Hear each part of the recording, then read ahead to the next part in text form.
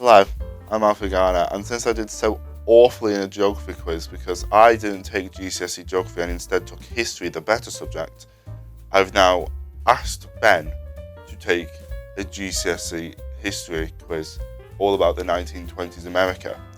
Will I end up being as bad as I was in the geography quiz? Hello, I'm Ben. I'm the editor. I've just come to let you know that the geography video is up and you should watch it. And if you want to find out how well Alfie Garner actually did, it's on Shock TV right now. What are you waiting for? That's right, you're waiting till the end of this video and then you're going to go watch geography. Most definitely. It's been a good, I want to say, 4 years since I looked in this topic properly. I will get some questions wrong, but that's the fun of it. That is the fun of it. Question 1. Which amendment to the US Constitution marked the start of alcohol prohibition across America in the 1920s? 13th, 18th, or 19th? Now, I've forgotten this one. But I have a strong feeling it's the 13th Amendment, and I don't know why. So we're going to go with that one. 13th Amendment. Number 2. During Prohibition, what was the name of the legal bars and nightclubs that continued to sell alcohol? Speakeasies, bootleggers, or moonshine? Moonshine was one of the type of alcohol they sold. Bootleggers, I'm not too sure, but it's now got the modern meaning of people selling things on for ridiculous high amounts. Speakeasies was the best. Okay, history. I can't use a laptop, that's what we're learning. What was the name of the notorious gangster who made huge profits during Prohibition? Was it Herbert Hoover, Al Capone, or A. Mitchell Palmer? I don't know who A. Mitchell Palmer is. And Herbert Hoover was a ex-president, I think. It was Al Capone. Very famously Al Capone. Which law in 1924 reduced immigration to only 150,000 people per year? Immigration Act, the Emergency Quota Act, the National Origins Act. Now, this question escapes me. Don't think it's the Emergency Quota Act. I think it's between the National Origins Act and the Immigration Act. I'm going to lean towards the Immigration Act, but that might be too obvious. Might come back. Which revolution of 1917 increased fears of communism infiltrating America? Was it the Russian Revolution, the French Revolution, or the Mexican Revolution? The Russian one, because it was the Red Scare, and that was Big Russia. What was the name of the US Attorney General whose home was bombed in July 1990? Herbert Hoover, Mitchell Palmer, or Calvin Coolidge? I think it was Coolidge. I think. What was the outcome of the Sacco and Vanzetti case? The famous case?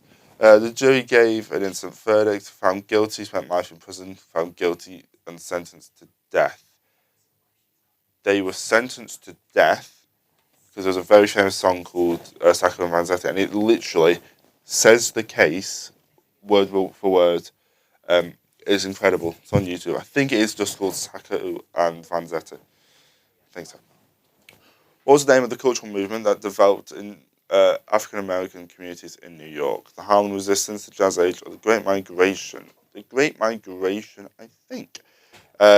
New York was very heavy on migration because they used the ship canals and the sea around New York City to be able to migrate and use the ramps and stuff to get there. In 1920, Ku Klux Klan, the KKK, was comprised of which group of people? African American, white Catholics, or white Anglo-Saxon Protestants or WASPs? Pretty sure it was white Anglo-Saxon Protestants. There was mostly it was white supremacists. And number 10, the last question. What was the name of the civil rights organization co-founded by Ida B. Wells? Was it the Universal Negro Improvement Association and African Communities League, the Harlem Resistance, or the National Association for the Advancement of Colored People? I'm pretty sure it's the last one. But there's a lot of civil rights movements in that time. You've got Martin Luther King was around that time. You had Rosa Parks. in Birmingham, and I think there was another one, but they were the main two. Rosa Parks advanced rights for a lot of women as well during that time, and of course Martin Luther King was big on countrywide civil rights. Right, the score. I'm not expecting to do the best here, but I think I've done somewhat okay. 6 out of 10. Something we'll take. Oh, it's the 18th Amendment.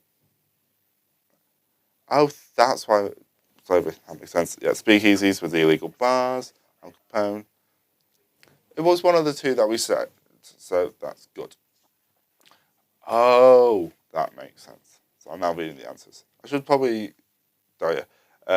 Number 4 was the reduction to immigration. That was the National Origins Act.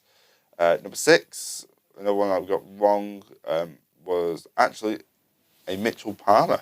Oh, I didn't know that. GCSE history has not done me well here. I thought it was the Great Migration. That is really interesting. The Harlem Resistance. Every one of them, got right. 60%, which I think is a 6 or 7. So we did well. We did well. That was accidental. Yeah. I don't know if anyone else is doing this one. I asked to do it because my geography is awful, my history is somewhat okay. And as by the score, somewhat okay. Au revoir.